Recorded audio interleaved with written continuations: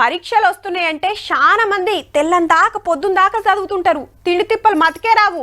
ఇంకా కొందరేమో పరీక్షలు అంటే లైట్ తీసుకుంటారు, పాస్ మార్కుల మందం ముంగటం దాంట్లో చూసి రాస్తే అయిపోయా అనుకుంటారు. ఇంకా కొందరు షిట్టీలు రాసుకపోతారు. ఇక కొందరు ఉత్తమ్లు అయితే టెక్నాలజీ ఆడకం చేసి బ్లూటూత్ తోని బయటికెంచి ఆన్సర్లు చెప్పించుకొని రాస్తుంటారు.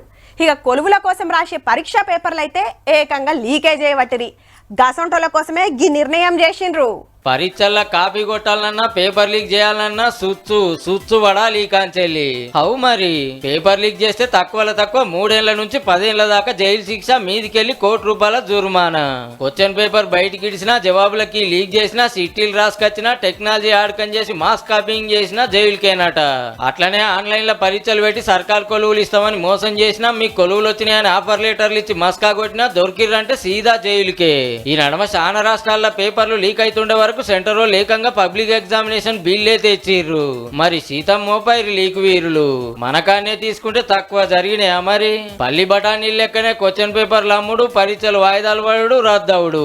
1000 ఫీజులు కట్టి కోచింగులు తీసుకున్నోళ్ళు, ఏజ్ బార్ అవుతున్నా చదువుతున్నోళ్ళు లక్షల మంది నెత్తికి చేతులు పెట్టే కథాయే.